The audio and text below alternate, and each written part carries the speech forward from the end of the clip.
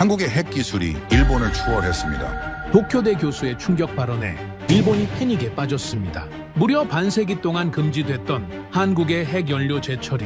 옆나라 일본이 아무런 제재 없이 재처리를 할 동안 미국은 한국에게 노골적인 이중 잣대를 들이밀며 승인을 거부해왔습니다. 한국이 과연 투명하게 관리할 수 있을까요? 핵잠 승인 발표에도 일본은 코웃음을 쳤고 한국은 절대 불가능하다 확신했습니다. 그런데 바로 그때 국제원자력기구의 보고서 한 장은 전 세계를 경악하게 했습니다. 조사 결과 대한민국의 안정성 기술은 전 세계 1위 수준입니다. 도대체 무슨 일이 있었던 걸까요? 단숨에 핵 보유국으로 거듭난 대한민국의 기술력 지금 시작합니다. 한국에게 그럴 자격이 있다고 생각하십니까? 회의실이 순간 조용해졌습니다. 사쿠라이 나오키가 테이블을 내려치며 소리쳤어요. 2025년 10월 30일 일본 경제산업성 11층 대회의실. 한국 핵잠수함 건조 승인 소식이 전해진 지 불과 5시간 만에 긴급회의였습니다. 저는 다카하시 소우마 일본 경제산업성 원자력 정책과 수석 보좌관입니다. 20년 넘게 동북아 핵연료 주기 정책을 담당해왔죠. 제가 작성한 보고서들이 일본 정부의 한국 견제 논리를 뒷받침해왔습니다. 그런데 그날 아침 제 앞에 놓인 한 장의 문서가 저를 멈춰 세웠어요. 한국 고리 원전 사용 핵연료 저장조 포화율 90%. 숫자가 믿기지 않아서 2번 확인했습니다. 90%라니요. 2026년이면 완전히 포화된다는 뜻이었죠. 핵잠수함 연료를 만들려면 재처리가 필수인데 저장조가 터지기 직전이라는 겁니다. 소우마 씨, 이건 단순한 숫자 문제가 아닙니다. 사쿠라이가 날카롭게 말했습니다. 한국이 재처리를 시작하면 플루토늄을 생산한다는 뜻입니다. 핵무기로 전용할 수 있는. 그 순간 야마다 과장이 끼어들었어요. 30대 후반의 젊은 여성 관료였죠. 사쿠라이 선생님, 데이터를 먼저 보시죠. 한국이 제출한 자료에 따르면 이건 물리적 한계 상황입니다. 정치적 의도와는 별개로요. 회의실 스크린에 고리 원전 저장조 사진이 떴습니다. 빼곡히 들어찬 사용 후 핵연료 다발들. 더 이상 넣을 공간이 없어 보였어요. 저는 서류 가방에서 2004년에 제가 작성한 보고서를 꺼냈습니다. 한국 재처리 차단의 필요성이라는 제목이었죠. 그때 저는 한국이 미신고, 농축 실험을 했다는 이유로 강력한 제재를 주장했었습니다. 그런데 21년이 지난 지금 상황이 완전히 달라졌어요. 국장님, 제가 입을 열었습니다. 한국산업부에서 긴급 설명이 가능하다고 연락이 왔습니다. 정책국장이 고개를 끄덕였죠. 60대 중반의 노련한 관료였습니다. 들어봅시다. 하지만 소우마 씨, 당신이 직접 평가해 주시오. 한국 문제는 당신이 가장 잘 아니까. 저는 손에 든 펜을 만지작거렸습니다. 20년간 한국을 견제하는 논리를 만들어 온 제가 이제 그들의 설명을 들어야 한다니. 화상회의 화면이 켜지자 한국산업부 박지연 심의관이 나타났습니다. 40대 초반의 여성 고위공무원이었죠. 안녕하십니까. 먼저 데이터부터 보여드리겠습니다. 그녀가 공유한 화면에는 충격적인 그래프가 있었어요. 한국 전체 원전의 저장 용량 대비 사용량. 모든 원전이 80%를 넘었고 고리는 91.3%였습니다. 핵잠수함 한 척당 필요한 농축우라늄은 약 200kg입니다. 그런데 저희는 지금 사용 후 핵연료를 둘 곳조차 없습니다. 사쿠라이가 비웃었어요. 그래서 재처리를 하겠다는 겁니까? 일본도 플루토늄 문제로 국제사회의 눈총을 받는데 아닙니다. 박지연이 침착하게 대답했습니다. 저희는 파이로 프로세싱을 제안하고 있습니다. 플루토늄을 따로 분리하지 않는 기술이죠. 저는 자료를 뒤적였습니다. 파이로 프로세싱. 한국이 15년째 개발 중인 건식 재처리 기술. 하지만 아직 상용화되지 않았다고 알고 있었는데 성공률이 어느 정도입니까? 제가 물었어요. 실험실 규모로는 95% 이상입니다. 미국 아르곤 국립연구소와 공동 검증도 마쳤고요. 회의실이 술렁거렸습니다. 95%라니. 그것도 미국이 검증했다고? 야마다 과장이 손을 들었어요. 박심의관님, SMR 연료 수요는 어떻게 되나요? 소형 모듈 원전 5기를 2028년까지 건설 예정입니다. 각각 연간 15톤의 연료가 필요하죠. 재처리 없이는 불가능합니다. 저는 계산기를 두드렸습니다. 5기, 연간 15톤씩, 75톤. 거기에 핵잠 연료까지. 잠시만요. 제가 끼어들었습니다. 그럼 일본의 로카쇼무라 제철이 공장과 비교하면 어떻습니까? 박지연이 잠시 멈췄다가 대답했어요. 규모는 10분의 1 수준입니다. 상업용이 아니라 연구용이니까요. 사쿠라이가 다시 테이블을 쳤습니다. 그게 문제입니다. 연구용이라는 명목으로 시작해서 사쿠라이 선생님, 야마다가 차분히 말했죠. 일본은 이미 46톤의 플루토늄을 보유하고 있습니다. 한국은 0입니다. 누가 더 위험한가요? 순간 회의실이 얼어붙었어요. 아무도 그 숫자를 입에 올리지 않으려 했는데 야마다가 대놓고 말해버린 겁니다. 46톤. 핵무기 6,000개를 만들 수 있는 양이죠. 그건 다릅니다. 사쿠라이가 목소리를 높였어요.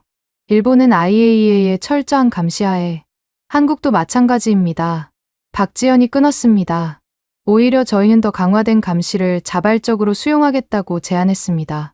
제가 서류를 뒤적이다가 한 문장에서 멈췄어요. IAEA 최신 보고서였습니다.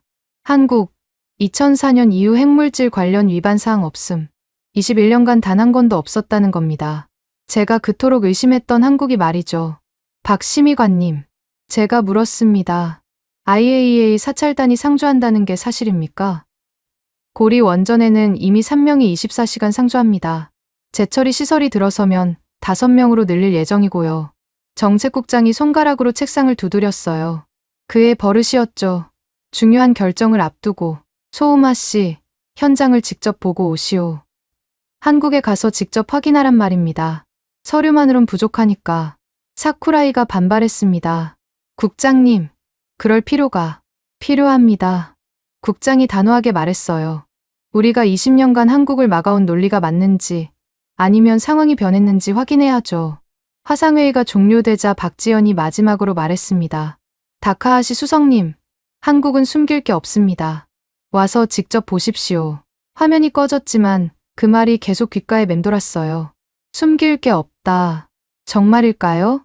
야마다가 제 옆으로 왔습니다. 소우마 선배님, 이번엔 데이터로 판단하셔야 합니다. 정치가 아니라요. 무슨 뜻입니까? 선배님이 2004년에 쓰신 보고서 읽어봤습니다. 그때는 증거가 있었죠. 하지만 지금은 오히려 우리가 증거를 무시하고 있는 것 아닌가요? 저는 대답하지 못했습니다. 20년간 제가 믿어온 것들이 흔들리기 시작했으니까요. 회의실을 나오며 창밖을 봤습니다. 도쿄 시내가 한눈에 들어왔죠. 저 멀리 후지산도 보였고요. 일본은 이미 재처리를 하고 있습니다. 플루토늄도 쌓여가고 있고요. 그런데 왜 한국은 안 된다는 걸까요? 제 책상으로 돌아와 서랍을 열었습니다. 거기엔 제가 쓴 보고서들이 가득했어요. 한국 핵개발 가능성 분석, 동북아 핵도미노 시나리오, 한국 재처리 차단 전략. 그런데 문득 깨달았습니다. 이 보고서들 중 제가 한국 현장을 직접 가서 확인한 건 단 하나도 없었다는 거요. 전화가 울렸습니다. 한국 산업부였어요. 다카하시 수석님, 10월 5일 고리 원전 방문 일정을 잡아드릴까요? 그렇게 하죠. 전화를 끊고 나니 가슴이 두근거렸습니다. 두려움인지 기대인지 알 수 없었어요. 사쿠라이가 제 방으로 들어왔습니다. 소우마, 정말 갈 겁니까? 가야죠. 그들이 보여주고 싶은 것만 보여줄 겁니다. 그럴 수도 있겠죠. 그가 한숨을 쉬었어요. 당신이 한국 전문가입니다. 당신마저 그들에게 넘어가면 넘어가는 게 아닙니다. 제가 그의 말을 끊었어요. 확인하는 겁니다. 90%가 진짜인지, 파이로 프로세싱이 정말 안전한지, IAEA가 제대로 감시하고 있는지. 사쿠라이가 나간 뒤 저는 컴퓨터를 켰습니다. 한국 원자력 관련 최신 자료를 검색하기 시작했죠. 놀라운 건 데이터의 투명성이었습니다. 실시간 방사선 수치, 저장조 현황, 심지어 IAEA 사찰 일정까지 공개되어 있었어요. 일본은 어땠던가요? 후쿠시마 오염수 방류 때도 데이터 공개를 꺼렸는데 밤이 깊어갈수록 제 확신이 흔들렸습니다. 20년간 제가 만들어온 한국 위험론이 정말 맞는 걸까요? 아니면 우리가 과거에 갇혀 있는 걸까요? 11월 2일, 두 번째 화상회의가 시작됐습니다. 박지연 심의관이 화면에 나타났을 때 그녀 뒤로 한국원자력연구원의 대형 스크린이 보였어요. 거기엔 복잡한 도표와 그래프가 가득했죠. 오늘은 구체적인 연료 수요 계획을 말씀드리겠습니다. 그녀가 첫 번째 슬라이드를 넘겼습니다. 제목이 충격적이었어요. 2026년 3월, 고리 원전 운영 중단 위기. 서류를 아무리 수정해도 물리적 공간은 늘어나지 않습니다. 박지연이 담담하게 말했어요. 내년 3월이면 고리 원전은 멈춰야 합니다. 사용 후 연료를 보관할 곳이 없으니까요. 야마다 과장이 메모를 하며 물었습니다. 그럼 전력 공급은 어떻게 되나요? 부산과 울산 지역 전력의 30%가 끊깁니다. 산업단지들이 마비되겠죠. 저는 믿기지 않아서 다시 물었어요. 정말 다른 방법이 없습니까? 임시 저장시설이라든지. 이미 10년 전부터 시도했습니다. 하지만 주민 반대로 모두 무산됐죠. 이제 남은 선택은 재처리뿐입니다. 그때 화면이 바뀌며 또 다른 인물이 나타났습니다. 한국원자력연구원의 최도연 박사였어요. 핵잠수함 연료 제조 공정을 설명드리겠습니다. 그가 보여준 자료는 놀라웠습니다. 농축도 20%의 우라늄을 만드는 전 과정이 투명하게 공개되어 있었어요. 보시다시피 모든 단계에 IAEA 봉인과 감시 카메라가 설치됩니다. 실시간으로 비내 데이터가 전송되고요. 사쿠라이가 회의실 문을 박차고 들어왔습니다. 이 회의 내용 녹화하고 있습니까? 당연하죠. 제가 대답했어요. 좋습니다. 나중에 증거가 되겠군요.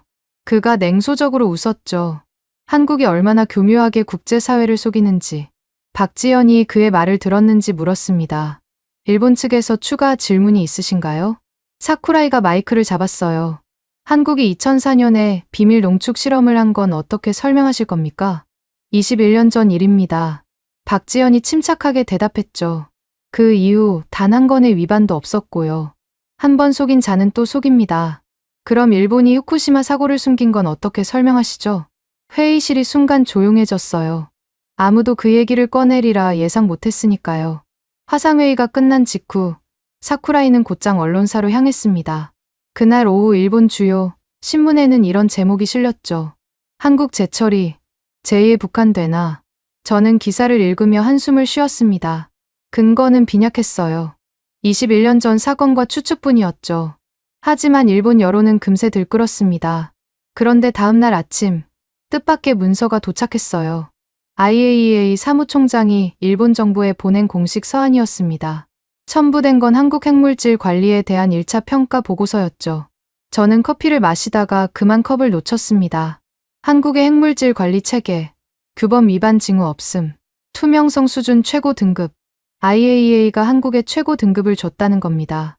일본과 같은 등급이었어요. 정책국장이 긴급회의를 소집했습니다. 이게 뭡니까?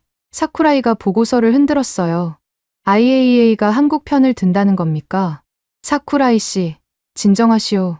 국장이 말했죠. IAEA는 데이터만 본다오. 데이터는 조작할 수 있습니다. 그때 야마다가 태블릿을 들어 보였습니다. 이것 보세요. IAEA 감시 카메라 영상입니다. 한국이 실시간으로 공개하고 있어요. 화면에는 고리 원전 저장조의 모습이 나왔습니다. 24시간 끊김없이 송출되고 있었죠. 이런 수준의 투명성은 야마다가 말을 이었어요. 솔직히 일본도 못합니다. 사쿠라이가 벌떡 일어났습니다. 당신들 모두 한국에 속고 있는 겁니다. 20년간 우리가 막아온 게 얼마나 중요한지 잊었습니까? 그가 나가고 나자 회의실에 묘한 침묵이 흘렀어요. 소우마 씨, 국장이 물었습니다. 당신 생각은 어떻소? 저는 IAEA 보고서를 다시 펼쳤습니다. 숫자들이 빼곡했죠. 사찰 횟수, 샘플 채취량, 계량 오차 범위, 모든 지표가 한국의 투명성을 증명하고 있었습니다. 아직 판단하기 이릅니다. 하지만 속으로는 불안이 커지고 있었어요. 제가 20년간 믿어온 것과 국제기구의 공식 평가가 완전히 달랐으니까요. 그날 저녁 집으로 가는 지하철 안에서 스마트폰으로 한국 언론을 검색해봤습니다. 원전 멈추면 부산 공장 전부 멈춘다. 울산 석유화학단지 비상. 재처리 없이는 답 없다. 한국도 절박한 상황이었어요. 단순히 핵잠수함을 만들고 싶어서가 아니라 당장 전기가 끊길 위기였던 겁니다.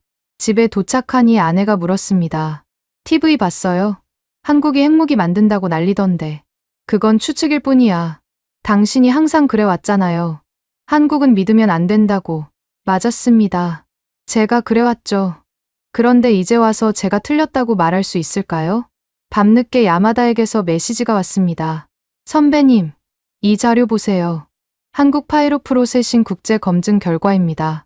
첨부 파일을 열어보니 미국, 프랑스, 러시아 전문가들이 참여한 검증 보고서였어요. 결론은 명확했습니다. 핵무기 전용 가능성 극히 낮음. 저는 책상 서랍에서 오래된 노트를 꺼냈습니다. 2004년 한국 미신고 실험 사건을 조사하며 적었던 메모들이었죠. 그때 한국 과학자가 했던 말이 적혀 있었어요. 우리도 할 수 있다는 걸 보여주고 싶었다. 자존심이었던 거죠. 일본은 되고 한국은 안 된다는 차별에 대한 반발이었어요. 그리고 21년이 지난 지금 한국은 모든 걸 투명하게 공개하며 정면 돌파를 시도하고 있었습니다. 숨기는 대신 다 보여주겠다는 전략이었죠. 다음 날 아침 충격적인 소식이 전해졌어요. 미국 국무부가 성명을 발표한 겁니다. 한국의 제한적 재처리는 비확산 체제를 해치지 않는다. 사쿠라이가 제 사무실로 뛰어들어왔습니다. 봤습니까? 미국마저 한국 편을 든다고요. 사쿠라이 씨, 이건 편들기가 아니라 소음아. 그가 소리쳤어요. 당신도 변했군요. 한국에 가보기도 전에 벌써 마음이 흔들리고 있어. 그가 나간 뒤 저는 창밖을 바라봤습니다. 맞아요. 흔들리고 있었습니다. 20년간 제가 쌓아온 확신이 하나씩 무너지고 있었어요. 한국은 위험하다. 믿으면 안 된다. 막아야 한다. 이 모든 명제들이 정말 옳은 걸까요? IAEA 보고서를 다시 읽어봤습니다. 한 문장이 유독 눈에 들어왔어요. 한국은 자발적으로 추가 의정서를 수용하고 강화된 사찰을 받아들였다. 자발적으로, 강제가 아니라 스스로 선택했다는 겁니다. 전화가 울렸어요. 박지연이었습니다. 다카하시 수석님, 고리 방문 전에 한 가지 제안이 있습니다. 뭡니까? IAEA 사찰팀이 상주하는 현장을 보시겠어요? 그들이 어떻게 24시간 감시하는지 직접 확인하실 수 있습니다. 그것까지 공개한다고요? 저희는 숨길 게 없으니까요. 전화를 끊고 나서 한참을 생각했습니다. 한국이 이렇게까지 공개적일 수 있는 이유가 뭘까요? 정말 숨길 게 없어서일까요? 아니면 더 큰 그림을 그리고 있는 걸까요? 하지만 확실한 건 이제 제가 직접 가서 봐야 한다는 거였습니다. 서류와 화상회의만으론 진실을 알 수 없으니까요. 11월 5일 새벽, 저는 김포공항으로 향하는 비행기에 올랐습니다. 옆자리에 야마다가 앉았어요. 국장이 그녀도 동행하라고 지시한 거죠. 젊은 시각이 필요하다면서요. 선배님, 긴장되시나요? 아니요, 거짓말이었습니다. 손에 땀이 날 정도로 긴장하고 있었어요. 부산 김해공항에 도착하자 박지연이 직접 마중 나와 있었습니다. 그녀 옆엔 건장한 체격의 중년 남성이 서 있었죠. 고리 원전 부지장 최도윤입니다. 악수를 나누는 그의 손이 거칠었어요. 현장에서 잔뼈가 굵은 사람의 손이었죠. 고리로 가는 차 안에서 최도윤이 먼저 입을 열었습니다. 다카하시 수석님, 솔직히 말씀드려도 될까요? 그러시죠. 우리 직원들이 매일 악몽을 꿉니다. 저장조가 넘쳐서 원전을 멈춰야 한다는 악몽이요. 창밖으로 부산 시내가 지나가고 있었어요.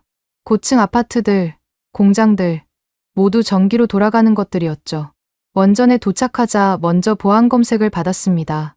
일본 원전보다 훨씬 까다로웠어요. 금속 탐지기를 3번이나 통과했고 방사선 측정도 받았죠. 이렇게까지 합니까? 야마다가 물었어요. IAEA 요구사항입니다.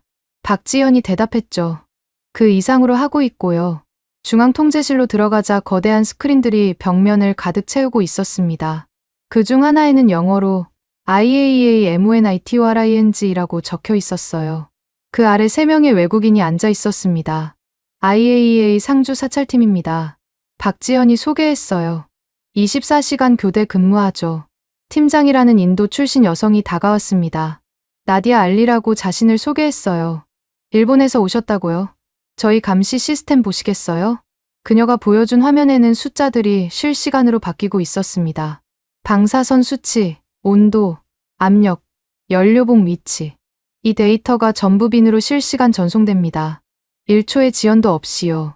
조작하려고 해도 즉시 발각되죠. 저는 로그 기록을 요청했습니다. 지난 한 달치였어요. 단 한 건의 이상 신호도 없었습니다. 너무 깨끗해서 오히려 의심스러울 정도였죠. 저장조를 직접 보고 싶습니다. 최도윤이 앞장섰어요. 엘리베이터를 타고 지하로 내려가는데 압박감이 느껴졌습니다. 방호복을 입고 여러 개의 차 폐문을 통과하자 마침내 저장조가 나타났어요. 숨이 멎을 뻔했습니다. 축구장만한 공간의 파란빛 물속 수천 개의 사용 후 해결료 다발이 빼곡히 들어차 있었어요. 정말로 더 넣을 공간이 보이지 않았습니다.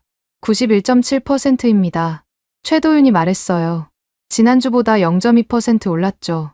야마다가 가이거 개수기를 확인했습니다. 방사선 수치는 정상이네요. 차폐가 잘 되어 있으니까요. 하지만 최도윤이 한숨을 쉬었어요. 내년 3월이면 더 이상 넣을 곳이 없습니다. 확장은 안 됩니까? 제가 물었어요. 그가 저를 다른 곳으로 안내했습니다. 건물 밖으로 나가자 바로 절벽이었어요. 한쪽은 바다, 다른 쪽은 산이었죠. 어디로 확장하겠습니까? 바다를 메울 순 없고 산을 깎으면 주민들이 난리 날 겁니다. 물리적으로 불가능했어요. 정말로 더 이상 확장할 수 없는 구조였습니다. 다시 건물 안으로 들어가자 박지연이 서류 뭉치를 건넸습니다. 지난 10년간 임시 저장시설 추진 시도입니다. 전부 실패했죠. 12번. 12번이나 시도했는데 모두 주민 반대로 무산됐다고 적혀 있었어요. 그래서 재처리만이 유일한 해법이라는 겁니까? 제가 물었습니다. 아니면 원전을 멈추든지요. 최도윤이 답했어요. 그럼 부산 경제가 무너집니다. 오후에는 주민 간담회가 예정되어 있었습니다. 원전 인근 주민 대표들과의 만남이었죠. 회의실에 들어서자 10여 명의 주민들이 앉아 있었어요. 대부분 50대 이상이었습니다. 한 어부가 먼저 말문을 열었어요. 일본 분들이 오셨다니 한 말씀 드리죠. 우리도 재처리 싫습니다. 무섭거든요. 분위기가 싸늘해졌습니다. 하지만 그가 이어갔어요. 원전 멈추면 우리 마을도 끝입니다. 일자리가 다 거기서 나오거든요. 다른 주민이 덧붙였습니다. 후쿠시마 같은 사고만 안 나면 됩니다. 그래서 감시를 더 철저히 해달라고 요구하고 있어요. 한 여성이 손을 들었어요. IAEA 분들이 상주한다니 그나마 안심이 됩니다. 우리 정부만 믿으라고 하면 불안한데 국제기구를 자국 정부보다 더 신뢰한다는 말에 저는 놀랐습니다. 일본에서는 상상할 수 없는 일이었죠. 간담회가 끝난 후 IAEA 사찰팀 사무실로 갔습니다. 나디아가 감시 절차를 상세히 설명해줬어요. 매일 무작위로 연료봉 스캔을 합니다. AI가 이상 패턴을 감지하면 즉시 정밀 조사에 들어가죠. 그녀가 보여준 장비들은 최첨단이었습니다. 일본 원전에서도 본 적 없는 것들이었어요. 한국이 이 장비를 모두 제공했습니까? 자발적으로요. 투명성을 증명하고 싶다면서요.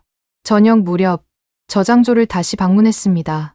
교대 시간이라 새로운 작업자들이 연료봉을 점검하고 있었어요. 한 젊은 엔지니어가 다가왔습니다. 저희가 이렇게 투명하게 공개하는 이유를 아십니까? 뭡니까? 숨기면 더 의심받으니까요. 차라리 다 보여주고 당당하게 인정받는 게 낫습니다. 그의 말이 가슴에 박혔어요. 한국은 의심의 굴레에서 벗어나기 위해 극단적인 투명성을 선택한 거였습니다. 호텔로 돌아가는 차 안에서 야마다가 조용히 물었어요. 선배님, 어떻게 보셨어요? 혼란스럽습니다. 저도요. 우리가 알던 한국과 너무 달라요. 창밖으로 고리 원전의 불빛이 멀어져 갔습니다. 저 안에서 이 지역 전체의 전기를 만들고 있었죠. 그리고 곧 멈출지도 모른다는 두려움을 안고서요. 호텔에서 박지연과 마지막 미팅을 가졌습니다. 내일은 파이로 프로세싱 연구시설을 보여드리겠습니다. 대전에 있죠. 그것까지 공개합니까? 다만 촬영은 제한됩니다. 기술 보호 때문이죠. 그녀가 태블릿으로 뭔가를 보여줬어요. 지난 20년간 한국이 받은 IAEA 사찰 횟수였습니다. 일본의 3배입니다. 그녀가 말했어요. 우리는 그만큼 더 감시받았고 그만큼 더 투명했습니다. 저는 아무 말도 할 수 없었어요. 숫자가 모든 걸 말해주고 있었으니까요. 밤늦게 도쿄에 보고서를 써서 보냈습니다. 고리 원전 저장소 포화 상태 확인, 물리적 확장 불가, IAEA 감시 체계 일본 이상 수준. 곧바로 사쿠라이에게서 전화가 왔어요. 그들이 보여주고 싶은 것만 본 거 아닙니까? 직접 와서 보십시오. 그가 전화를 끊었어요. 할 말이 없었던 거겠죠. 침대에 누워 천장을 바라봤습니다. 내일 대전에서 무엇을 보게 될까요? 한국이 정말로 믿을 만한 나라로 변한 걸까요? 아니면 이 모든 게 정교한 쇼일까요? 하지만 한 가지는 확실했습니다. 저장소의 그 빽빽한 연료봉들은 거짓말이 아니었어요. 한국은 정말로 절박했습니다. 새벽 2시, 잠이 오지 않아 IAEA 실시간 감시 화면을 스마트폰으로 켜봤습니다. 고리 원전 저장소가 고요히 파란 빛을 내뿜고 있었어요. 화면 구석에 작은 숫자가 떴습니다. 자녀 용량 8.3%. 시간이 얼마 남지 않았어요. 한국에게도, 그리고 우리의 결정에도. 11월 7일 도쿄로 돌아온 지 하루 만에 긴급회의가 소집됐습니다. 회의실에 들어서자 이미 거대한 문서 뭉치가 테이블 위에 놓여 있었어요. IAEA 극비 마크가 찍힌 파란색 바인더였죠. 정책국장이 무거운 표정으로 입을 열었습니다. 방금 빈에서 도착한 문서입니다. IAEA가 한국 핵물질 관리에 대한 20년 정밀 평가 보고서를 보내왔소. 사쿠라이가 비웃었어요. 20년이요? 그동안 뭘 평가했다는 겁니까? 읽어보시오. 제가 첫 페이지를 넘기자 충격적인 문구가 눈에 들어왔습니다. 대한민국 2005년부터 2025년 핵물질 전용 위험도 평가 제로. 제로라니요. 20년간 단 한 번도 위험 신호가 없었다는 뜻이었습니다. 이건 말이 안 됩니다. 사쿠라이가 소리쳤어요. 2004년에 미신고 실험을. 그 이후입니다. 야마다가 차분히 말했죠. 2005년부터라고 적혀 있잖아요. 보고서를 계속 읽어 내려갔습니다. 사찰 횟수, 불시 검사, 샘플링 결과. 모든 데이터가 한국의 투명성을 입증하고 있었어요. 특히 눈길을 끈 건 비교 도표였습니다.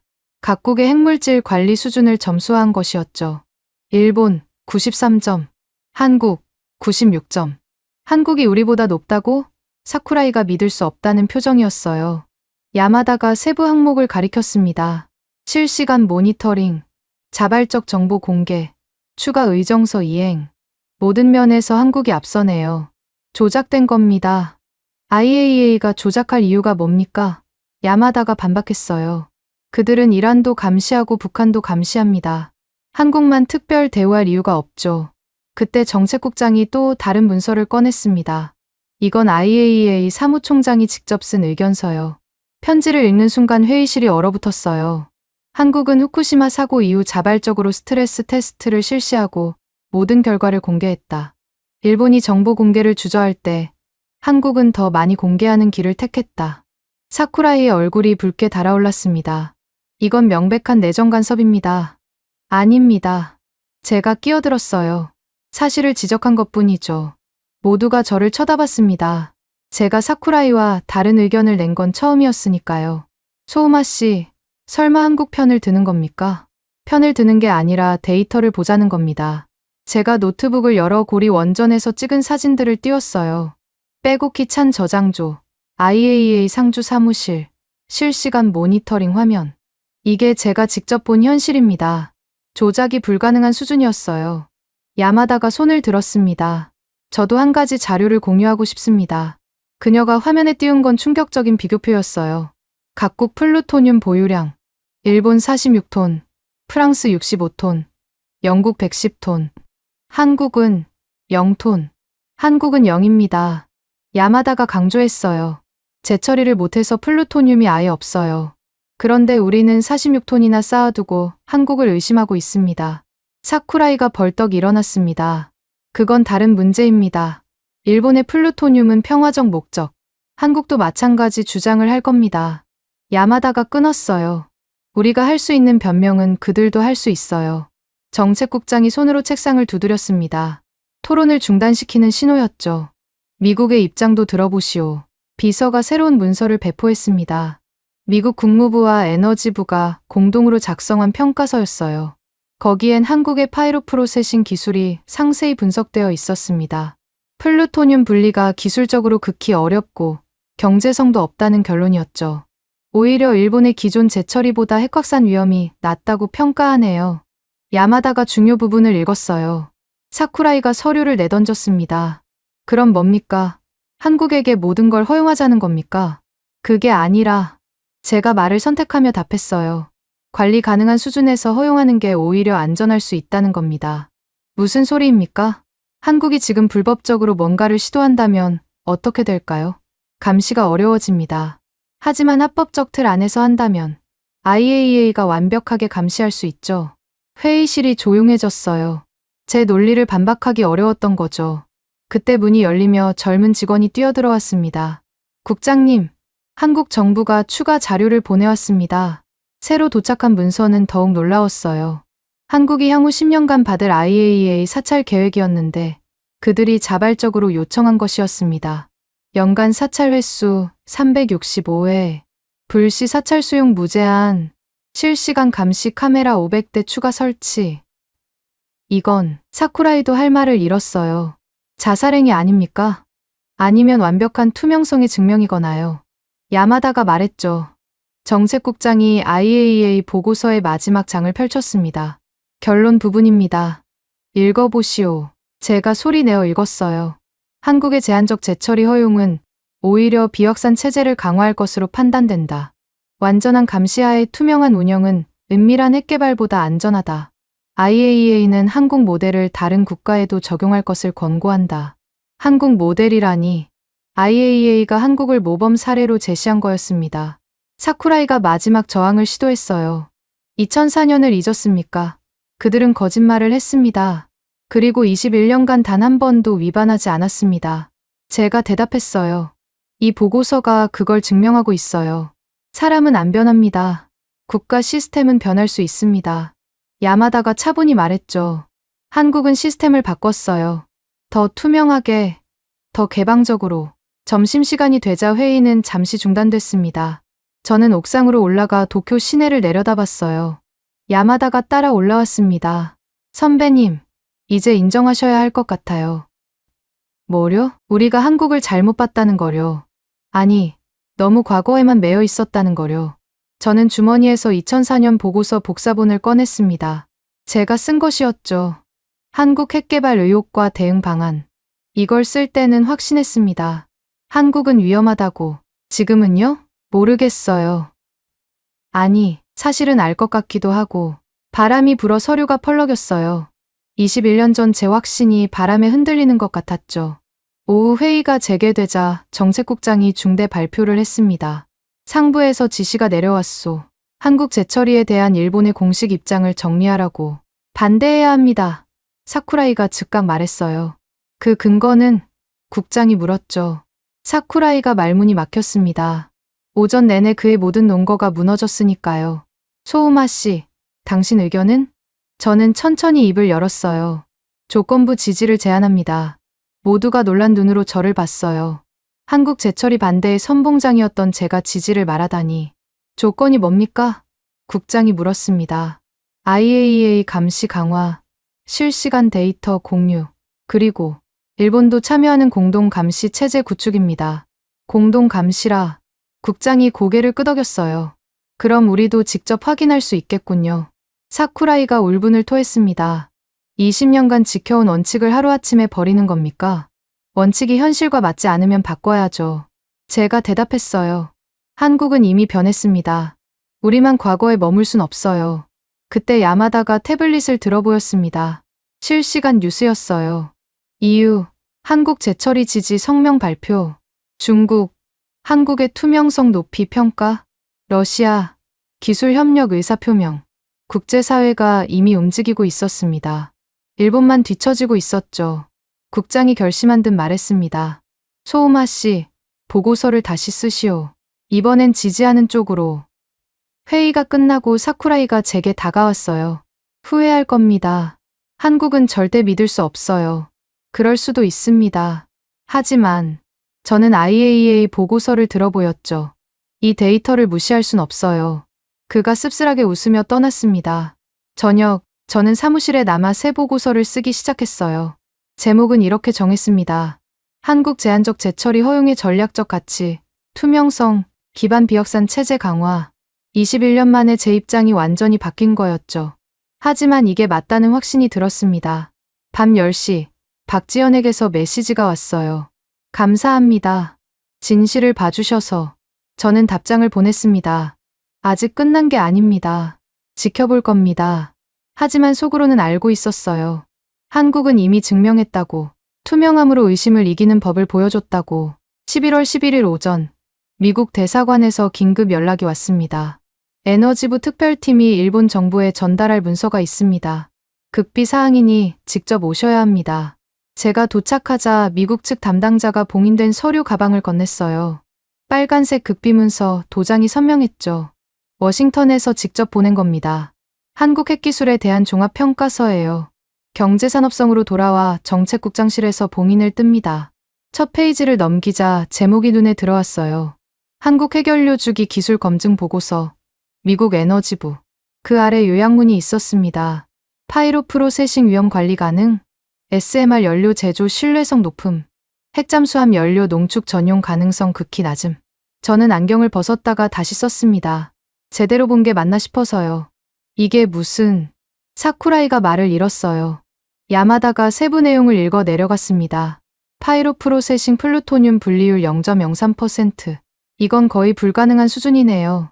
그럼 핵무기로 전용할 수 없다는 거잖아요. 제가 덧붙였죠. 보고서는 계속됐습니다. 미국 아이다호 국립연구소에서 3년간 한국 연구진과 공동 실험을 했고 632회의 시뮬레이션을 거쳤다고 적혀 있었어요. 632회. 정책국장이 중얼거렸습니다. 이 정도면 거의 모든 경우의 수를 다 테스트한 거 아닙니까? 그때 화상회의 요청이 들어왔어요. 미국 에너지부 기술검증팀이었습니다. 화면에 나타난 건 백발의 미국인 과학자였어요. 로버트 밀러 박사, MIT 원자력공학과 명예교수라고 자신을 소개했죠. 일본 정부에 직접 설명드리고 싶었습니다. 그가 말했어요. 한국의 기술이 왜 안전한지를. 그가 화면을 공유하자 복잡한 도표가 나타났습니다. 각국의 재처리 기술을 비교한 것이었죠. 보시다시피 한국의 파이로 프로세싱은 기존 PUR 방식과 완전히 다릅니다. 플루토늄을 따로 분리할 수가 없어요. 하지만 이론적으로는 가능하지 않습니까? 사쿠라이가 날카롭게 물었어요. 이론적으로는 종이 비행기로 달에 갈 수도 있죠. 밀러 박사가 웃었습니다. 하지만 현실적으론 불가능합니다. 그가 다음 슬라이드를 넘겼어요. 한국 SMR 기술 평가였습니다. 한국의 소형 모듈 원전 연료 농축도는 4.95%입니다. 핵무기엔 90% 이상이 필요하죠. 기술적으로 전혀 다른 영역입니다. 야마다가 손을 들었어요. 그럼 한국이 농축시설을 확대하면 어떻게 되나요? 좋은 질문입니다. 밀러 박사가 고개를 끄덕였죠. 한국은 농축시설에 미국산 원심 분리기를 사용합니다. 우리가 실시간으로 모니터링하죠. 비정상 작동하면 즉시 정지됩니다. 충격적인 정보였어요. 한국이 미국의 직접 감시를 받아들였다는 뜻이었으니까요. 박지연이 화면에 합류했습니다. 추가로 말씀드리면 저희는 투명성 패키지를 준비했습니다. 그녀가 보여준 문서는 놀라웠어요. 한국 핵 투명성 이니셔티브, IAEA 상주 인원 5명에서 10명으로 증원, 불시 사찰 횟수 제한 철폐, 모든 데이터 실시간 국제 공유, 원격 감시 시스템 전면 개방. 이건 주권을 포기하는 수준 아닙니까? 제가 물었어요. 주권보다 신뢰가 더 중요합니다. 박지연이 답했죠. 숨기지 않는다는 걸 극단적으로 증명하는 방법이에요. 사쿠라이가 비웃었습니다. 쇼입니다. 국제사회를 속이려는. 쇼라면 이렇게까지 할까요? 박지연이 화면에 새로운 자료를 띄웠어요. 실시간 영상이었습니다. 한국원자력연구원 지하시설이었죠. 금고 같은 문이 열리자 그 안에 원심 분리기들이 돌아가고 있었어요. 지금 이 순간에도 IAEA와 미국이 동시에 보고 있습니다. 365일 24시간 생중계죠. 밀러 박사가 다시 끼어들었어요. 제가 40년간 핵기술을 연구했습니다. 이런 수준의 개방성은 본 적이 없어요. 한국은 정말로 모든 걸 걸었습니다. 그가 마지막 자료를 보여줬습니다. 핵잠수함 연료에 관한 부분이었죠. 핵잠 한 척당 필요한 농축 우라늄은 200kg, 연간 생산 예정량은 250kg, 딱 필요한 만큼만 만든다는 거죠. 여유분이 무기로 전용될 수 있지 않습니까? 사쿠라이가 물었어요. 50kg으로 핵무기를 만들 순 없습니다. 최소 25kg이 필요하고 그것도 농축도를 90% 이상으로 올려야 해요. 불가능하죠. 수치들이 명확했습니다. 한국은 정확히 필요한 만큼만, 그것도 무기 전용이 불가능한 수준으로만 생산하겠다는 거였어요. 화상회의가 끝난 후 정책국장이 저를 따로 불렀습니다. 소우마 씨, 당신이 2007년에 쓴 보고서 기억하오? 한국 핵무장 시나리오 분석이요. 그때 당신은 한국이 3년 내 핵무기를 만들 수 있다고 했소. 저는 고개를 숙였어요. 제가 틀렸습니다. 아니, 그때는 맞았을 수도 있소. 하지만 지금은 완전히 다른 나라가 됐습니다. 국장이 창밖을 바라봤어요. 우리도 변해야 하는 건 아닐까? 오후에 또 다른 충격적인 소식이 전해졌습니다. 한국이 일본에 특별 제안을 했다는 거였어요. 박지연이 보낸 공식 서한이었습니다. 한일 핵 투명성 파트너십 제안. 내용은 이랬어요. 한국과 일본이 서로의 핵시설을 상호 사찰하자는 것. 일본이 한국 재처리 시설을 감시하는 대신 한국도 일본 로카쇼무라를 감시할 권한을 갖는다는 제안이었죠. 이건 도발입니다. 사쿠라이가 격분했어요. 일본을 한국과 같은 수준으로 취급하다니. 아닙니다. 야마다가 차분히 말했죠. 이건 상호 신뢰를 쌓자는 제안이에요.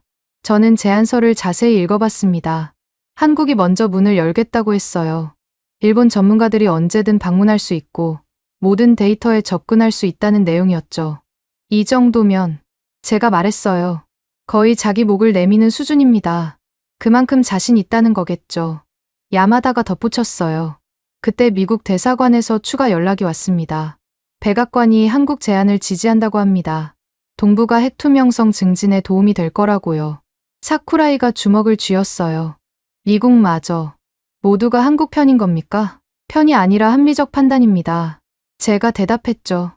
저는 지난 20년간 제가 쓴 보고서들을 떠올렸습니다. 한국을 견제하고, 의심하고, 막으려 했던 논리들. 그것들이 모두 무너지고 있었어요. 저녁 무렵, 저는 혼자 옥상에 올라갔습니다. 석양이 도쿄를 붉게 물들이고 있었죠. 전화가 울렸어요. 아내였습니다. 뉴스 봤어요. 한국이 엄청난 제안을 했다면서요? 당신 어떻게 할 거예요? 평생 한국을 막으려 했잖아요. 이제는 함께 가는 방법을 찾아야 할 것 같아요. 전화를 끊고 나니 묘한 해방감이 들었습니다. 20년간 저를 짓누르던 무거운 짐을 내려놓은 기분이었죠. 밤 9시, 정책국장이 전 직원을 소집했습니다. 내일 총리실에 최종 보고서를 올립니다. 한국 재처리에 대한 일본의 입장을요. 반대해야 합니다. 사쿠라이가 마지막으로 외쳤어요. 투표하겠습니다. 국장이 말했죠. 찬성하는 사람? 야마다가 먼저 손을 들었습니다. 그리고 젊은 직원들이 하나둘 손을 들기 시작했어요. 저도 천천히 손을 들었습니다. 소우마, 사쿠라이가 배신감 어린 눈으로 저를 봤어요. 미안합니다. 제가 말했죠. 하지만 데이터가 말해주고 있어요. 한국은 변했다고. 최종 집계, 찬성 12명, 반대 3명. 압도적이었습니다. 국장이 고개를 끄덕였어요. 결정됐군요. 일본은 한국의 제한적 재처리를 지지합니다. 역사적인 순간이었어요. 일본이 한국의 핵주권을 인정한 거였으니까요. 사쿠라이가 쓸쓸히 회의실을 나갔습니다. 그의 시대가 끝났다는 걸 그도 알았겠죠. 자정 무렵, 저는 새 보고서의 마지막 문장을 적었습니다. 한국은 숨기지 않기 위해 모든 것을 공개했다. 이것이 진정한 비확산의 길이다. 그리고 깨달았어요. 제가 충격을 받은 건 한국의 기술력 때문이 아니었다는 걸. 그들이 보여준 용기와 투명성 때문이었다는 걸. 한국은 의심의 굴레를 깨기 위해 자신의 모든 것을 내보였습니다. 그리고 그것이 가장 강력한 무기가 되었죠. 11월 12일 아침, 저는 일본 원자력위원회 자료실에 혼자 앉아 있었습니다. 앞에 놓인 2개의 파일. 하나는 일본의 플루토늄 재고 현황, 다른 하나는 한국의 20년 핵물질 관리 기록이었죠. 숫자를 다시 확인했습니다. 일본 플루토늄 보유량 46톤. 손가락이 떨렸어요. 이 숫자를 제대로 본 게 얼마만인지. 늘 알고 있었지만 애써 외면했던 현실이었죠. 한국 쪽 파일을 넘겼습니다. 2005년부터 2025년까지 IAEA 사찰 결과 위반 건수 0. 20년간 단 한 건도 없었다는 겁니다. 문이 열리며 야마다가 들어왔어요. 그녀 손엔 또 다른 서류 뭉치가 있었죠. 선배님, 이것도 보셔야 할 것 같아요. 그녀가 건넨 건 일본 재처리 시설의 운영 현황이었습니다. 로카쇼무라, 도카이무라, 일본 전역의 핵시설 데이터였죠. 왜 이걸? 비교해보세요. 우리가 한국에 요구하는 투명성 기준과 우리 스스로의 기준을요. 표를 만들어 비교하기 시작했습니다. IAEA 상주 인원, 일본 3명, 한국 제한 10명, 실시간 감시 카메라, 일본 150대, 한국 제한 500대, 데이터 공개 주기, 일본 월간, 한국 제한 실시간. 이게 제가 말을 잃었어요. 한국이 우리보다 3배는 더 투명하겠다는 거예요. 야마다가 말했죠. 그때 박지연에게서 화상회의 요청이 왔습니다. 화면에 나타난 그녀 뒤로 한국산업부 회의실이 보였어요. 여러 명의 관료들이 앉아 있었죠. 다카하시 수석님, 오늘은 저희 최종 제안을 드리려고 합니다. 그녀가 화면을 공유했어요. 한국 핵 투명성 극대화 방안이라는 제목이었죠. 저희는 감시를 더 강화할 준비가 되어 있습니다. 일본이 원한다면요. 내용을 읽어 내려가며 저는 충격을 받았어요. 일본 전문가 파견 수용 연중 상시, 한일 공동 감시단 구성 각 5명씩, 데이터 교차 검증 시스템 구축, 분기별 공동 평가 보고서 발간. 이건 사실상 제가 말했어요. 한국 주권을 일부 일본과 나누겠다는 거 아닙니까? 맞습니다. 박지연이 담담하게 답했죠. 그게 신뢰를 얻는 가장 확실한 방법이니까요. 야마다가 끼어들었어요. 하지만 상호주의를 요구하시는 거죠. 일본 시설도 공개하라고? 아닙니다. 박지연의 대답이 의외였어요. 일본이 원하지 않으면 일방적으로라도 합니다. 회의실이 조용해졌어요. 한국이 일방적으로 문을 열겠다는 거였으니까요. 화상회의가 끝난 후 저는 정책국장실로 향했습니다. 국장실엔 이미 고위 관료들이 모여 있었어요. 그중엔 사쿠라이도 있었죠. 타이밍이 좋군요. 소우마 씨, 국장이 말했어요. 막 일본 플루토늄 문제를 논의하려던 참이었소. 외무성 고문이 입을 열었습니다. 국제사회가 일본 플루토늄을 문제 삼기 시작했습니다. 46톤은 너무 많다고요. 그래서 한국을 막아야 합니다. 사쿠라이가 주장했어요. 우리까지 비난받을 이유는 없죠. 아닙니다. 제가 끼어들었어요. 오히려 반대입니다. 모두가 저를 쳐다봤어요. 한국의 투명한 재처리를 지지하면서 우리도 플루토늄 관리를 개선한다고 하면 국제사회의 신뢰를 모두 얻을 수 있습니다. 무슨 소리요? 사쿠라이가 눈을 부릅떴어요. 저는 노트북을 열어 직접 만든 분석 자료를 보여줬습니다. 보세요. 일본이 46톤의 플루토늄을 갖고도 국제사회가 용인하는 이유가 뭡니까? 투명성과 평화 이용 원칙 때문이죠. 그래서요? 한국도 같은 원칙을 따르면 됩니다. 아니, 더 철저하게 따르겠다고 하잖아요. 그럼 막을 명분이 없어집니다. 국장이 턱을 괴었어요. 계속 말해보시오. 더 중요한 건 저는 심호흡을 했죠. 봉쇄보다 관리가 안전하다는 겁니다. 그게 무슨 의미요? 외무성 고문이 물었어요. 한국이 지금 불법적으로 뭔가 시도한다면 어떻게 될까요? 우리가 알 수 있을까요? 침묵이 흘렀어요. 하지만 합법적 틀 안에서 한다면 IAEA가, 미국이, 심지어 우리까지 직접 감시할 수 있습니다. 어느 쪽이 더 안전할까요? 사쿠라이가 반박하려 했지만 논리를 찾지 못했어요. 야마다가 보충 설명을 했습니다. 이스라엘을 보세요.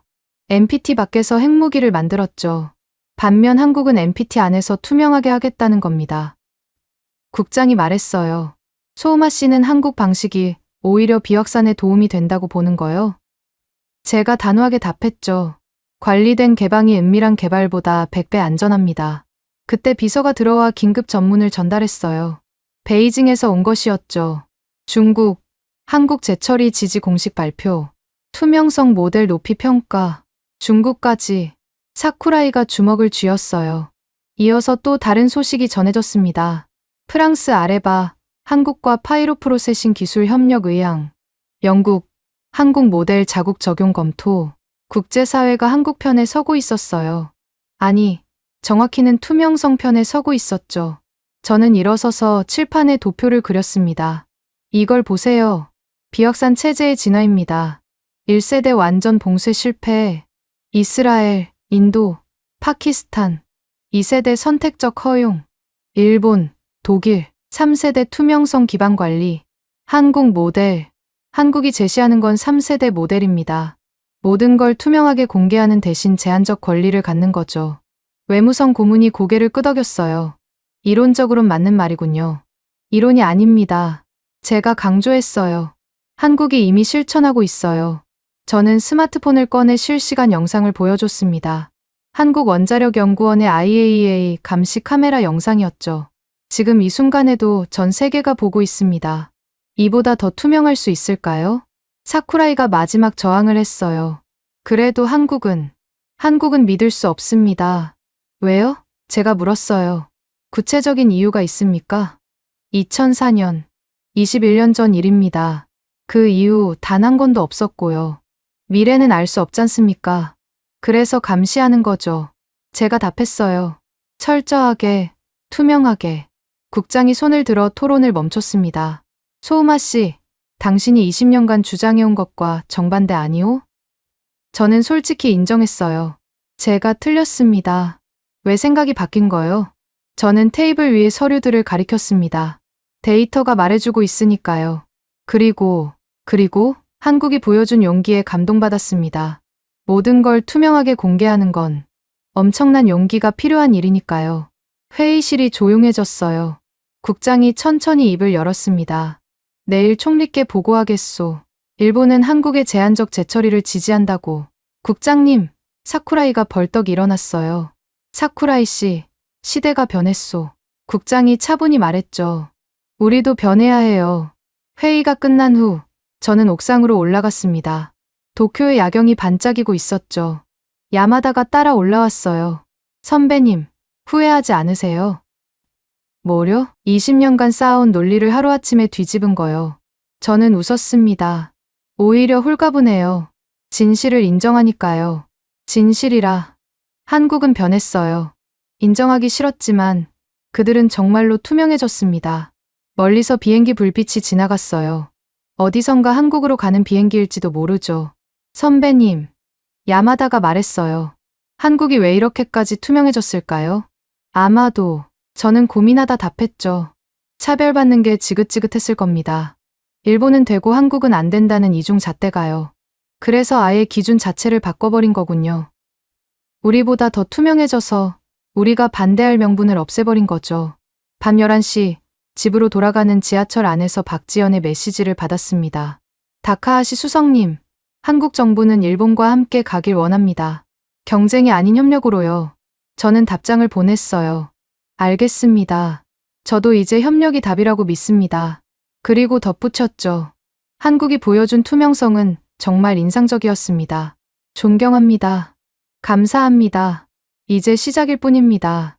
지하철 창밖으로 도쿄의 불빛들이 스쳐 지나갔어요. 각각의 불빛이 누군가의 삶이고 그 모든 삶이 전기로 유지되고 있었죠. 한국도 마찬가지였을 겁니다. 원전이 멈추면 그 불빛들이 꺼질 테니까요. 이제 저는 이해했습니다.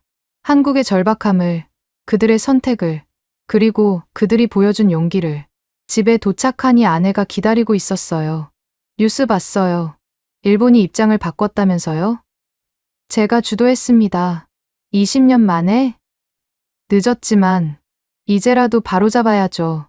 아내가 미소 지었어요. 자랑스러워요. 틀렸다고 인정하는 것도 용기니까. 서재로 들어가 책장을 봤습니다. 제가 쓴 보고서들이 가득했죠. 한국 핵개발 저지 전략, 동북아 핵도미노 차단 방안. 이제 이것들은 과거가 됐어요. 잘못된 전제에서 출발한 잘못된 결론들이었죠. 새로운 보고서를 쓸 시간이었습니다. 제목은 이미 정했어요.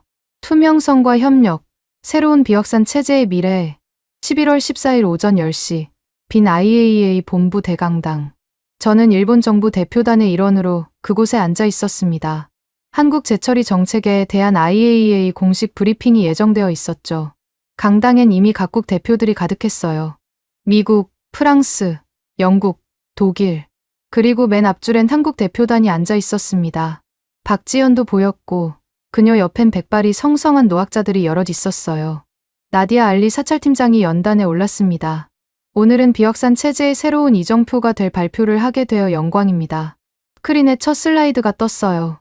한국 투명성 모델 비확산의 모범 사례라는 제목이었죠.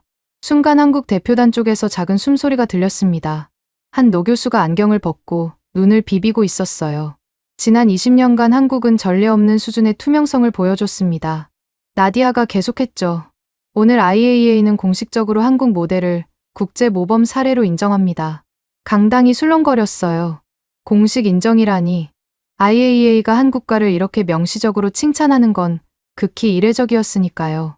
다음 슬라이드가 넘어갔습니다. 숫자들이 빼곡했죠. 한국은 자발적으로 사찰 주기를 7일에서 3일로 단축했습니다. 전 세계 최단 주기죠. 야마다가 제게 속삭였어요. 3일마다라니. 거의 상주하는 수준이네요. 공개 항목도 획기적으로 늘렸습니다. 나디아가 이어갔어요. 기존 83개 항목에서 241개로 거의 3배입니다. 그녀가 다음 데이터를 보여줬을 때 저도 놀랐어요. 감시 모듈은 기존 12개에서 48개로 확장됩니다. 시설 구석구석을 실시간으로 감시하는 거죠. 한 미국 대표가 손을 들었어요. 그 정도면 거의 주권을 포기하는 수준 아닙니까? 한국은 그렇게 생각하지 않습니다. 나디아가 답했죠. 그들은 신뢰가 주권보다 중요하다고 말합니다. 그때 한국 대표단의 노 교수 한 명이 일어섰어요. 떨리는 목소리로 말했습니다. 저는 2004년 사건에 연루됐던 김종수입니다. 강당이 순간 조용해졌어요. 그 사건의 당사자가 직접 나선 거였죠. 20년간 저는 죄인처럼 살았습니다. 한국 핵과학계 전체가 의심받았죠. 하지만 오늘 그의 목소리가 떨렸어요. 오늘 우리가 모범 사례로 인정받았습니다. 20년의 노력이 헛되지 않았어요. 눈물을 흘리는 그를 보며 강당 여기저기서 박수가 터져 나왔습니다. 처음엔 몇 명이었지만 곧 전체로 퍼졌어요. 저도 모르게 박수를 치고 있었습니다. 그의 20년을 이해할 수 있었으니까요. 의심받고 감시받고 그럼에도 묵묵히 투명성을 지켜온 세월을. 박수가 잦아들자 나디아가 다시 말을 이었어요. 한국은 실수를 인정하고 시스템을 바꾸고 20년간 단 한 번의 위반도 없었습니다. 이것이야말로 진정한 모범입니다. 프랑스 대표가 손을 들었어요. 한국 모델을 다른 나라에도 적용할 수 있을까요? 그게 우리의 목표입니다. 나디아가 답했죠. 한국이 증명한 건 투명성이 최고의 안전장치라는 겁니다. 휴식 시간에 저는 한국 대표단 쪽으로 갔어요. 김종수 교수가 동료들에게 둘러싸여 있었죠. 김 교수님, 제가 다가가자 그가 고개를 들었어요. 축하드립니다. 일본 분이시군요. 그가 쓴웃음을 지었어요. 20년간 우리를 가장 의심했던. 죄송합니다. 제가 고개를 숙였어요. 제가 틀렸습니다. 그가 놀란 듯 저를 봤어요. 일본 관료가 사과하는 건 드문 일이었으니까요. 저도 20년간 한국을 막으려 했습니다. 하지만 이제 알았어요. 여러분이 옳았다는 걸. 김 교수의 눈가가 붉어졌어요. 고맙습니다. 그 한마디가 20년의 서름을 녹여주네요. 브리핑이 재개되자 나디아는 더 충격적인 발표를 했습니다. IAEA는 한국 모델을 공식 가이드라인으로 채택할 예정입니다. K 투명성 프로토콜이라고 명명했죠. K 투명성이라니. 한국을 대표하는 K가 붙은 국제 프로토콜이 만들어진 거였어요. 독일 대표가 말했습니다. 우리도 K 프로토콜 도입을 검토하겠습니다. 프랑스도 마찬가지입니다. 영국도 동참합니다. 줄줄이 동참 의사를 밝히는 걸 보며 저는 깨달았어요. 한국이 단순히 인정받은 게 아니라 새로운 국제 표준을 만들어낸 거라는 걸. 점심시간 구내 식당에서 흥미로운 장면을 목격했습니다. 일본 대표단의 젊은 관료들이 한국 대표들과 함께 앉아 있었어요. 야마다도 그중 하나였죠. 한국이 어떻게 이런 결단을 할 수 있었나요? 한 일본 청년이 물었어요. 박지현이 답했습니다. 별 수 없었어요. 의심의 굴레를 깨려면 극단적 선택이 필요했죠. 하지만 주권이 뭡니까? 그녀가 반문했어요. 숨기고 의심받는 것보다 공개하고 신뢰받는 게 진짜 주권 아닐까요? 젊은 일본 관료들이 고개를 끄덕였어요. 그들의 눈빛이 달라지고 있었죠. 의심에서 이해로, 경계에서 존경으로. 오후 세션에서 각국의 반응이 이어졌습니다. 러시아 대표가 말했어요. 한국이 보여준 투명성은 구소련도 못했던 수준입니다. 인상적이군요. 중국 대표도 거들었죠. 우리도 한국에게 배울 점이 많습니다. 순간 저는 이상한 감정을 느꼈어요. 자부심이었죠. 한국에 대한 자부심이라니 말도 안 되는 일이었지만, 아니, 정확히는 아시아에 대한 자부심이었을지도 몰라요.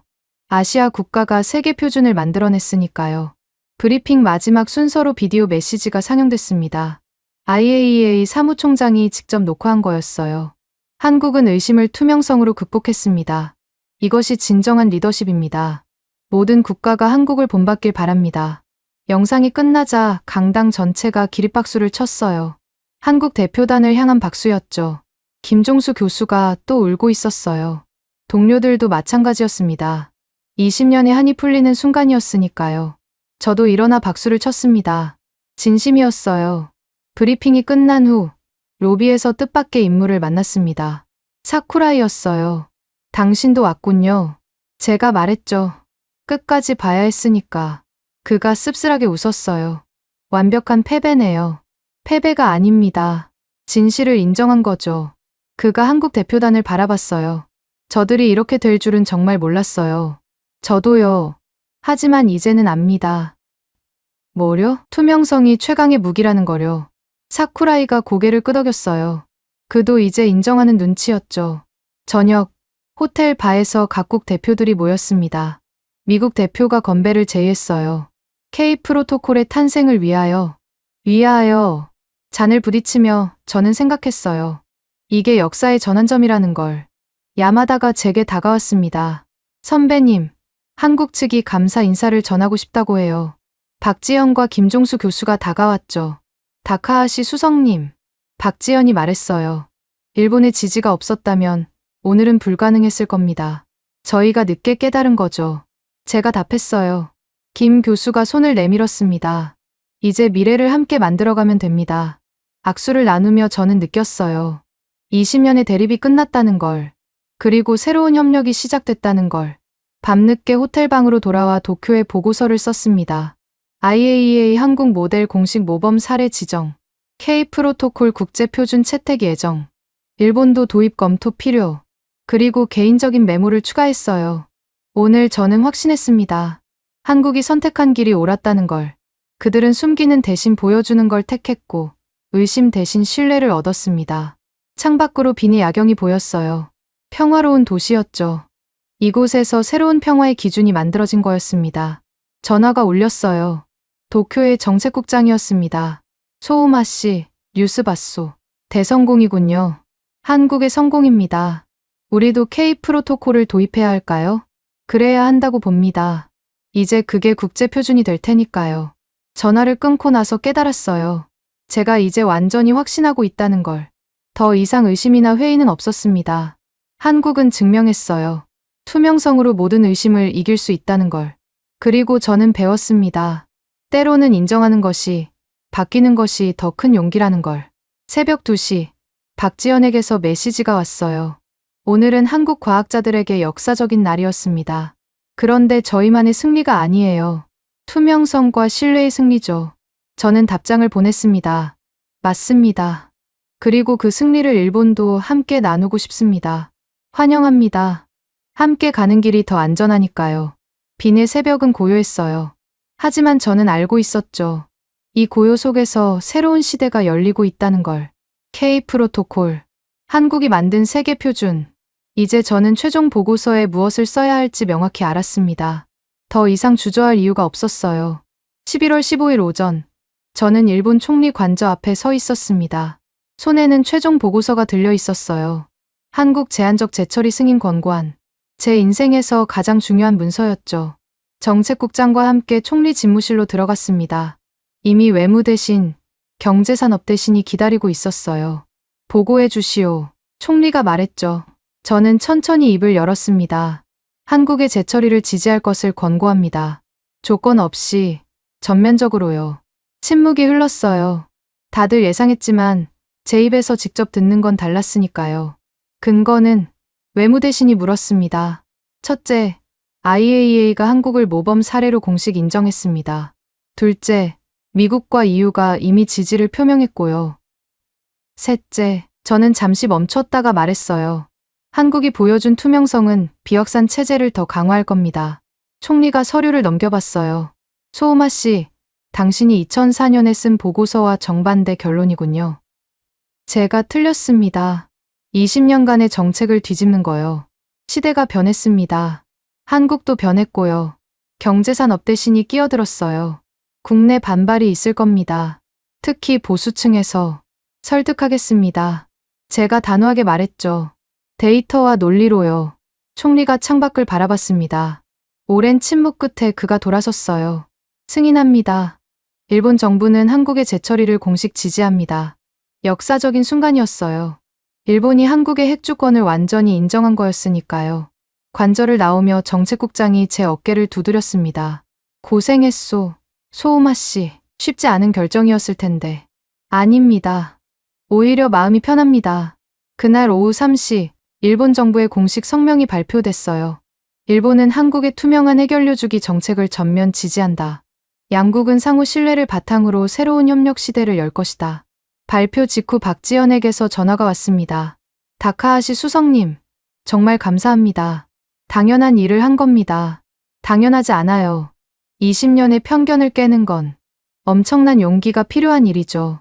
그녀의 목소리가 떨렸어요. 감동한 것 같았죠. 한국 정부는 일본과의 협력을 최우선으로 하겠습니다. 약속드려요.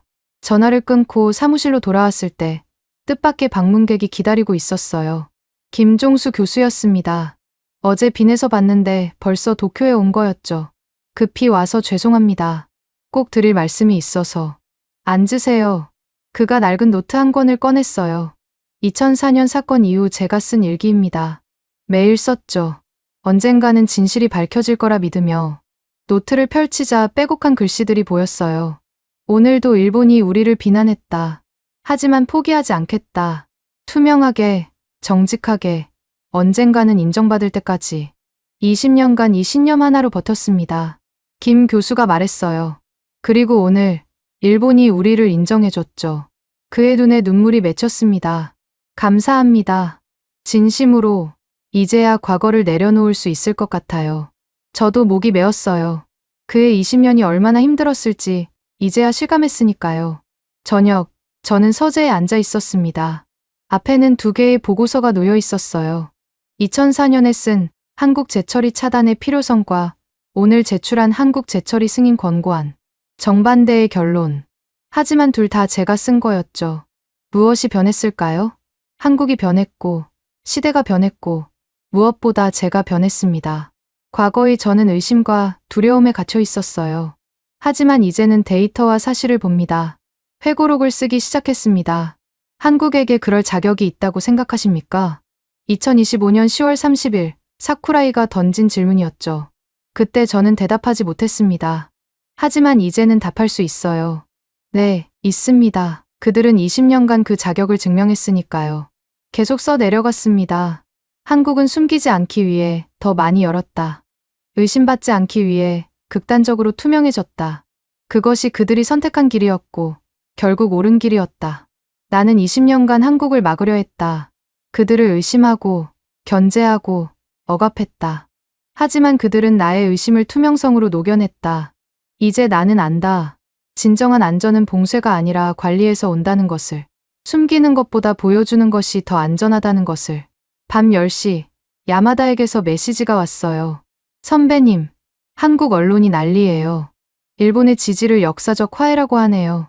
과장이군요. 아니에요. 정말 역사적인 일 맞아요. 선배님이 만든 역사죠. 저는 창밖을 바라봤습니다. 도쿄의 불빛들이 평화롭게 빛나고 있었어요. 문득 한국도 같은 하늘 아래 있다는 생각이 들었습니다.